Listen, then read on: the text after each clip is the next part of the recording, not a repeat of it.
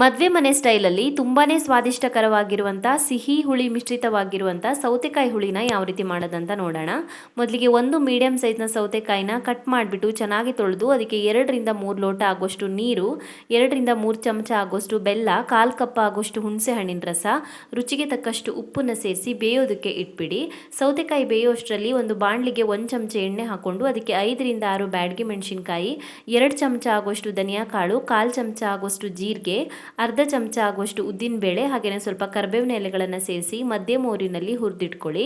ಮಸಾಲೆ ಐಟಮ್ಸ್ ಹುರಿದಾದ ನಂತರ ಅದಕ್ಕೆ ಅರ್ಧ ತುರಿದಿರುವಂಥ ತೆಂಗಿನಕಾಯಿ, 1/4 ಚಮಚ ಆಗುವಷ್ಟು ಅರಿಶಿನ ಪುಡಿ ಮತ್ತು ಸ್ವಲ್ಪ ನೀರನ್ನು ಹಾಕಿ ನುಣ್ಣಗೆ ರುಬ್ಬಿಟ್ಕೊಳ್ಳಿ. ಸೌತೆಕಾಯಿ ಬೆಂದಾದ ನಂತರ ಅದಕ್ಕೆ ಬೇಯಿಸ್ಕೊಂಡಿರುವಂಥ 1 ಕಪ್ ಆಗುವಷ್ಟು ಹೆಸರುಬೇಳೆ ಅಥವಾ ತೊಗರಿಬೇಳೆ, ರುಬ್ಕೊಂಡಿರುವಂಥ ಮಸಾಲೆ, ಹದಕ್ಕೆ ತಕ್ಕಂತೆ ನೀರು ಮತ್ತು ರುಚಿಗೆ ತಕ್ಕಷ್ಟು ಉಪ್ಪನ್ನು ಸೇರಿಸಿ 10 ನಿಮಿಷಗಳ ಕಾಲ ಚೆನ್ನಾಗಿ ಕುದಿಸ್ಕೊಂಡು ಕೊನೆಯಲ್ಲಿ ಸ್ವಲ್ಪ ಒಗ್ಗರಣೆನ ಸೇರಿಸಿ ಮಿಕ್ಸ್ ಮಾಡಿಕೊಂಡ್ರೆ ಮದುವೆ ಮನೆ ಸ್ಟೈಲಲ್ಲಿ ರುಚಿಯಾಗಿರುವಂಥ ಸೌತೆಕಾಯಿ ಹುಳಿ ರೆಡಿ ಆಗುತ್ತೆ.